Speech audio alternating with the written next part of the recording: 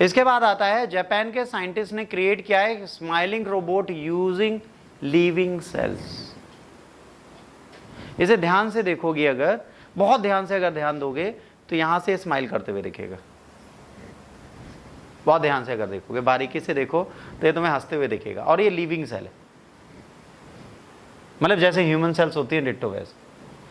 तो साइंटिस्ट देखिए कितनी क्रिएटिविटी कर रहे हैं, ठीक है। ये जॉली जॉली सा एकदम बंदा है, ऐसे हाथ में पकड़ो तो लिबलिबला होगा, बहुत प्यारा सा होगा, पर लिविंग सेल है, यू कैन यूज इट, है ना। तो जापानीज साइंटिस्ट ने ये काम किया है जुलाई 2024, ठीक है। किसने किया है? मिंगेओ नाई यूनिवर्सिटी ऑफ टोक्यो से शोकेस किया face mould covered with the human skin tissues as the part of ground breaking research. This work aims to enhance the realism of the robotic face by incorporating living tissues that can express emotions such as smiling। अभी तक क्या है, अभी जो robots बन रहे हैं उसमें ह्यूमन टिश्यूज नहीं यूज हुए, सेल्स नहीं यूज हुए। अगर ये सच में हमारी तरह स्माइल करें जैसे हम लोग करते हैं, हमारे सेल्स काम करते हैं, हमारी तरह हंसेगा या रोए। जैसे आपको पता है हमारे ईयर का जब ऑपरेशन किया जाता है, यहाँ पे एक टिश्यू होता है जो हमारे चीक्स और स्माइल की ग्लैंड्स को चलाता है। जब हमारा फेस स्क्वीज करता है वो इसलिए करता है क्योंकि यहाँ पर एक सेंसरी वेन जा रही है। कभी कभार ईयर सर्जरी में वो वेन कट जाती है तो हाफ फेस का एक्सप्रेशन बंद हो जाता है। कभी कभार बाय बर्थ वो सेंसरी होती ही नहीं है। जैसे हमारे एक फ्रेंड है गगन जी, उनकी जो बेटी है इस टाइम पे 10th में पहुंच गए, उसका इधर नर्सल सही नहीं फेस पे, तो वो अगर हंसेगी तो आपको ध्यान देना पड़ेगा, इधर से उसके होठ हिलेंगे ही नहीं, इधर सेंस आएगा ही नहीं, तो उसका ऑपरेशन होना है। एक सेंसरी ऑब्जेक्ट पूरा आर्टिफिशियल वेन डाली जाएगी, उसका खर्चा तकरीबन 3 से 4 करोड़ होता है अगर आप डाल रहे हो। तो ये सब क्या है, ये सारी चीजें जब प्रॉब्लम देती हैं तो देती हैं। बहुत सुंदर होंगे बच्चे, आपको देखने में बहुत सुंदर लगेंगे, बट आपको पता तब चलेगा जब बहुत बारीकी से देखोगे, हंस रहे हैं तो एक्सप्रेशन एक साइड आ ही नहीं रहा, हाफ फेशियल रिएक्शन हो गई नहीं। ये ऑपरेशन से भी गलती होती है। जब थायराइड ग्लैंड का ऑपरेशन किया जाता है, थायराइड काटा जाता है, उसी के बारे में आपकी स्पीकिंग सेल जा रही है। ये अगर हल्की सी गलती हो गई और इसे काट दिया तो आप पूरी जिंदगी के लिए क्या हो गए? गूंगे। तो ऑपरेशन बहुत खतरनाक हो गए। वैसे अगर ऐसे फेशियल एक्सप्रेशन इनको दे रहे हैं तो कितनी नर्व सेल्स डालनी पड़ेंगी आप सोचिए, और सारी सिलिकॉन बेस्ड आर्टिफिशियली होंगे। फिर इनको एक सीपीयू से कनेक्ट किया जाएगा, जैसे हमारा हृदय वैसे इनका हृदय, ठीक। अब अगर ये इमोशन आता है, University of Tokyo researchers have come up with the way to attach live skin cells to robot which will allow them to make facial expression.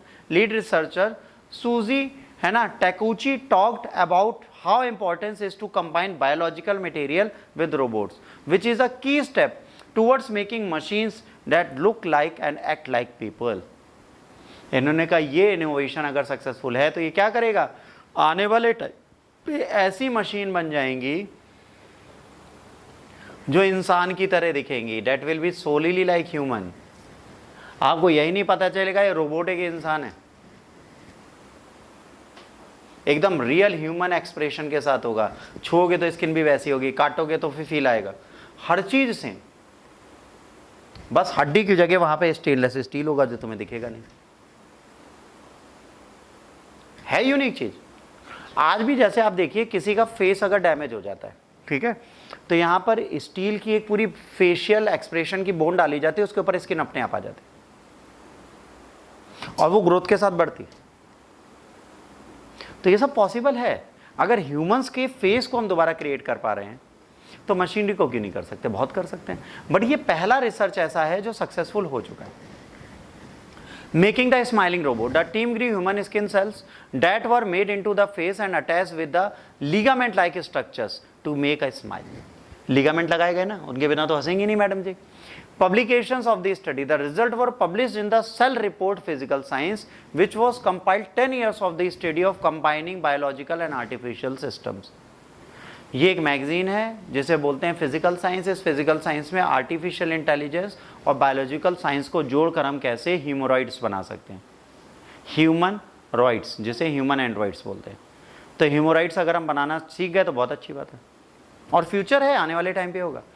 Living cell is better than the common things like material and the plastic in the several ways. अब living cell है तो plastic से तो अच्छी है, रबड़ से भी अच्छी है।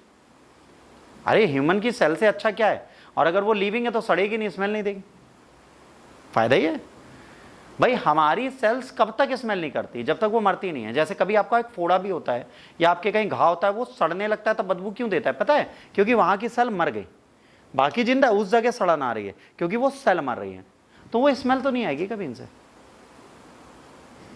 इसके बाद energy efficient, biologically cells can work as the efficiently as the muscles and the brain. बहुत अच्छी चीज भाई, अगर ये बायोलॉजिकल सेल्स हैं तो अपने आप काम करेंगी ना, तो इसमें बैटरी की जरूरत तो नहीं पड़ेगी। हमारी सेल्स में बैटरी तो नहीं चाहिए ना, हमें चाहिए होती है। इलेक्ट्रिक वायर गए क्या हमारी बॉडी में? नहीं गए। तो कहीं ना कहीं अगर लिविंग सेल्स है तो हमें फायदे की सेल्फ रिपेयर। स्किन की एक टेंडेंसी होती है, अगर इसमें कहीं कट लग जाए, कुछ लग जाए, तो वो खुद को हील कर सकती है।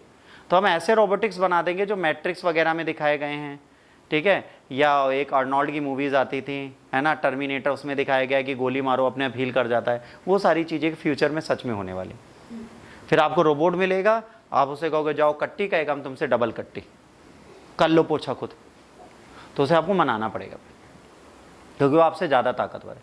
और सबसे बड़ी बात है, वो सोएगा नहीं। आपको नींद आएगी, आपको थकावट आएगी, उसको आएगी नहीं। उसके घुटने का भी दर्द होंगे नहीं, होंगे तो बस पेज खोल के ग्रीस डाल दो, फिर से चलने लगा। आपकी बॉडी में ऐसा पॉसिबल नहीं है। तो कहीं ना कहीं रोबोटिक्स ह्यूमन को तो रिप्लेस कर सकता है, बिल्कुल कर सकता है, इसको मैं आज भी डिनाई नहीं करूंगा। The experts want to improve the skin growth in the lab by circulatory system to help food and air gets all parts of the skin. Circulatory system का मतलब क्या हो गया? फूड्स और एयर बॉडी के हर एक स्किन के part में पहुंचे, तब ये खाना भी खाएंगे और सांस भी लेंगे, एंड एयर। उसके बाद दूसरा nerves, to allow more complex reaction interaction which could make robot more useful. जैसे हमारी बॉडी में नर्व सेल्स आ रही हैं, ऐसे आर्टिफिशियल नर्व सेल्स भी डाली जाएंगी उनके अंदर। तो डिफरेंशिएशन पूरी तरह खत्म है ना। मिएंगो नाई एक नोटेबल फिगर है कंप्यूटर साइंस की, आर्टिफिशियल इंटेलिजेंस में, मशीन लर्निंग में, है ना। इन्होंने कई डिफरेंस फील्ड में नेचुरल लैंग्वेज प्रोसेसिंग की है। नाइल ने सेवरल एकेडमिक इंस्टीट्यूशन में काम किया है एल्गोरिथम में। इनको पता है राइटिंग कैसे होनी है, जर्नल्स बहुत सारे लिखे हैं। ये सोचते हैं किस तरीके से मॉरल इश्यूज़ में एआई को हम यूज़ कर सकते हैं और कैसे कंप्यूटर्स को और बेहतर बना सकते हैं ताकि वो ह्यूमंस की लैंग्वेजेस और ह्यूमन की फीलिंग्स को समझ पाएँ। ये साइंटिस्ट जो हैं, इनका काम एथिकली और मॉरली चीज़ों को बनाना है, पर वो कितने एथिकल और कितने मॉरल रहेंगे ये तो भविष्य बताएगा। ये हमारे काम